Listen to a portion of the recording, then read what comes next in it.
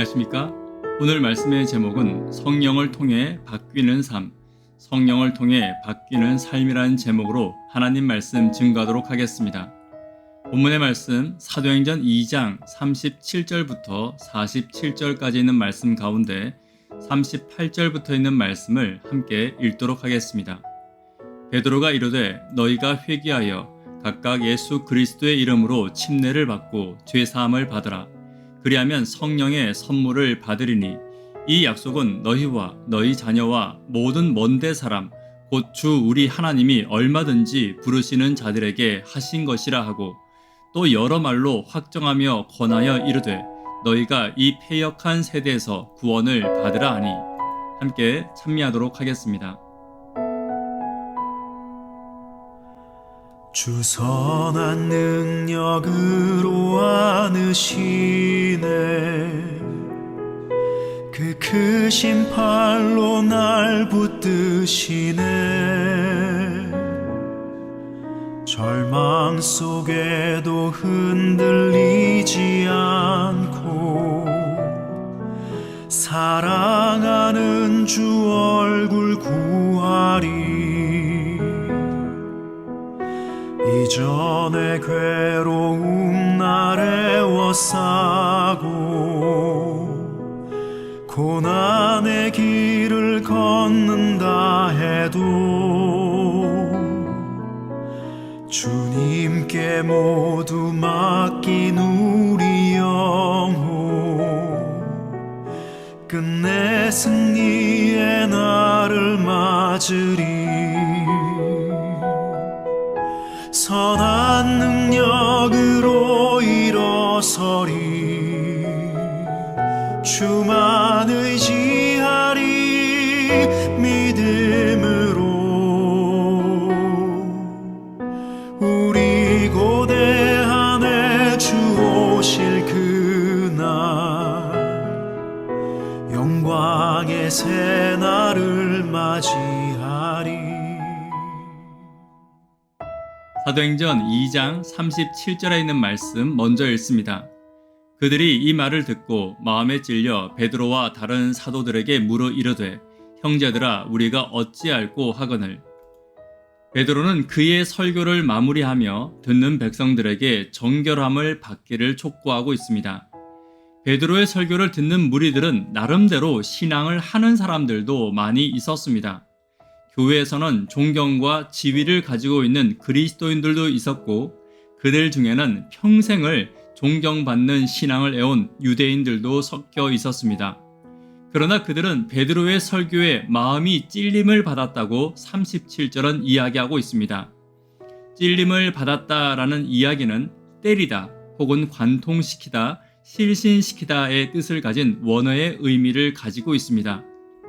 이 말은 매우 격심한 마음의 염려와 양심의 가책이 뒤엉킨 심각한 고통을 의미하고 있는 것입니다. 말씀을 듣는 성도들의 첫 번째 반응은 찔림입니다.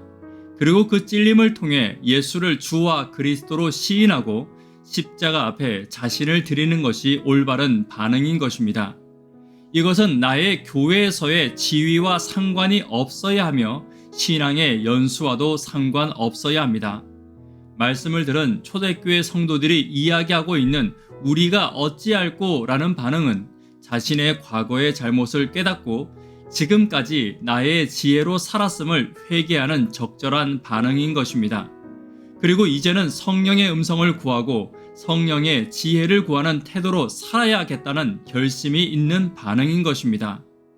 그렇다면 성령의 음성을 듣고 과거를 회개하는 성도들의 삶은 어떻게 바뀌어야 합니까? 오늘 말씀을 통해 함께 살펴보기를 원합니다. 첫 번째는 회개해야 합니다. 38절입니다. 베드로가 이르되 너희가 회개하여 각각 예수 그리스도의 이름으로 침례를 받고 죄사함을 받으라. 그리하면 성령의 선물을 받으리니. 말씀을 듣고 가장 첫 번째 반응은 회개의 반응입니다. 38절에 보시면 너희가 회개하라고 말씀하십니다. 회개란 나의 삶을 돌이키는 것입니다. 그렇다면 성경에서 말하는 나의 삶을 돌이키는 회개란 어떤 것입니까? 많은 그리스도인들과 대화하다 보면 회개를 죄를 짓지 않는 것에 집중할 때가 많이 있습니다. 당연히 죄와 멀어지는 것이 맞습니다. 그러나 죄와 멀어지는 것에 집중하다 보면 결국 소극적인 신앙이 되고 말며 더 중요한 복음을 전하는 것과 하나님의 뜻을 행하는 것을 놓치게 될 때가 많이 있는 것입니다. 또 아무리 노력해도 우리는 죄를 짓지 않을 수 없습니다. 그렇기에 소극적인 태도와 자신감 없는 신앙, 기쁨이 없는 신앙과 정죄함에 매인 신앙을 가질 수밖에 없는 것입니다. 죄에 대해서 예민한 것은 좋습니다. 그러나 더 중요한 것은 죄를 짓지 않는 것에 머무는 것이 아니라 하나님의 뜻을 행하는 것이 더 중요하다는 것을 잊지 않아야 합니다. 회개란 죄를 짓지 않는 것이 아니라 성경이 말하는 회개는 하나님의 뜻을 행하는 것입니다. 죄를 용서하는 것은 하나님께서 하실 일입니다. 그러므로 죄에 대한 문제에 더 이상 얽매이지 않고 하나님이 주신 일과 사명을 다하는 것, 오늘 내가 하나님의 뜻을 행하는 것이 진정한 회개라는 것을 잊지 않아야 합니다. 회개한 성도에게 주시는 하나님의 최고의 선물은 성령입니다. 38절 후반부에 보시면 성령을 선물로 받는 성도는 죄 안 짓는 성도가 아닌 하나님의 뜻을 행하는 성도입니다. 오늘 회개의 길을 따라 하나님의 뜻을 살피고 행하며 회개로 성령을 선물로 받는 저와 여러분 되기를 간절히 바랍니다. 두 번째는 패역한 세대로부터 벗어나야 합니다. 40절입니다. 또 여러 말로 확정하여 권하여 이르되 너희가 이 패역한 세대에서 구원을 받으라 하니, 성령을 받은 성도들은 패역한 세대로부터 벗어나야 합니다. 패역한 세대란 거짓의 세대입니다. 또 그 특징은 자신의 이익을 따라가는 세대입니다. 말씀을 들으나 말씀을 평가하고 말씀에서 생명을 찾지 못하는 세대입니다. 교회는 다니나 그리스도인의 삶은 살지 않는 세대입니다. 예수를 믿는다고 말하지만 예수는 닮지 않는 세대입니다. 신앙의 기쁨은 있으나 예수님과 같은 기쁨이 아닌 이익적 기쁨과 칭찬을 기대하는 세대입니다. 그리고 이렇한 패역한 세대의 가장 큰 특징은 예수님을 십자가에 못 박는 세대입니다.